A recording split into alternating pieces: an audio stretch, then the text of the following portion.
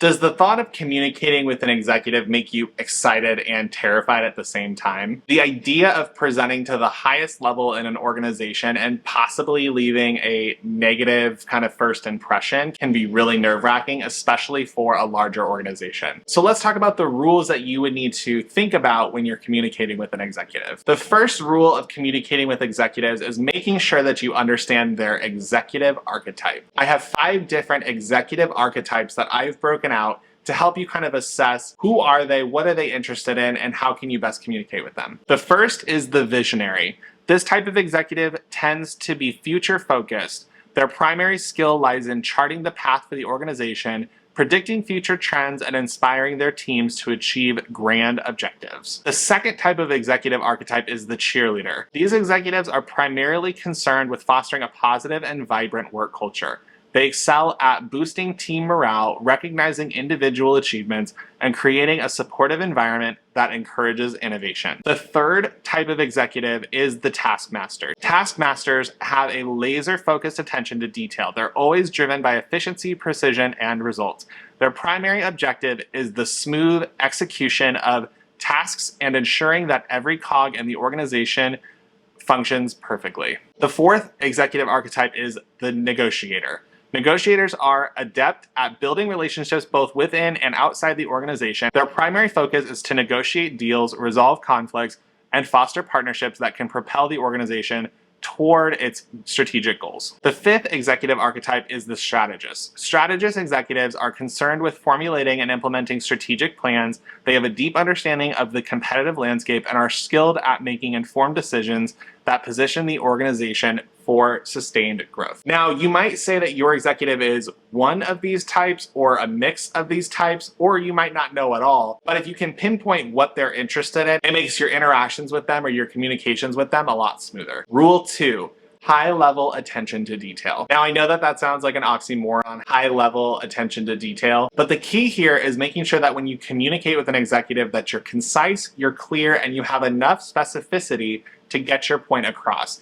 Executives work at a very high level and they have a lot of things to think about, but if you can make one message very clear and make sure that it's high level enough for them to understand but detailed enough to get your point across, that's the magic balance. So here's some tips to help you figure out how to talk at a high level but being very specific. Prioritize the big picture. Start by understanding the overall strategic goal of your conversation and keeping that at the forefront of your conversation. The big picture of what you're trying to accomplish should take the full precedent of your conversation. And then the second tip is use details specifically but sparingly. So while you have your big picture kind of goals or your strategic outcomes of what you want from your conversation, insert specific anecdotes or stories within your actual presentation or your conversation to help drive the point home. The third thing is to summarize and synthesize. Executives don't have a lot of time, and if you have a good allocation of time with them, you want to make sure that you make your point, you make it clearly, and then you state it, this is what I'm trying to do. And if you can do all of that in a very quick conversation and you get an executive on board with you, it's going to make that interaction with them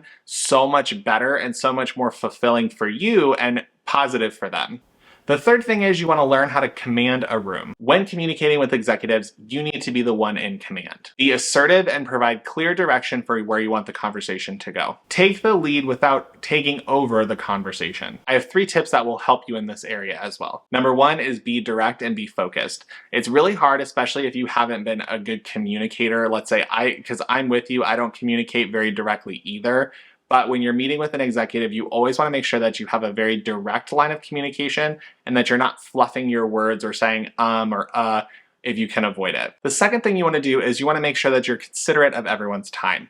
You have a lot going on, executives have a lot going on. You want to ideally confirm with them the amount of time that they have, and then as you're continuing to talk, just do check-ins and say, are you still good on time? Do we need to wrap up? And if they keep giving you positive yeses in terms of they have time to communicate with you or they have time to talk with you, then you can kind of dive deeper into the conversation. And the third tip to commanding a room is to adhere to best practices. This means using proper etiquette, dressing the way that you're supposed to, and having professional courtesy courtesy while you're interacting with them. And the reason that you follow these best practices is to show respect for the executive that you're meeting with. While you might not know them very well and you might not even like them, you want to make sure that you have a positive interaction with them by showing respect, and they'll show you respect back. The fourth rule is to always stretch your timelines. While you and I are thinking on terms of what's happening this year, maybe next year, executives, when they're doing business planning, are always on kind of a 5 to 10 year business planning cycle. What's happening 5 years from now? What's happening 10 years from now?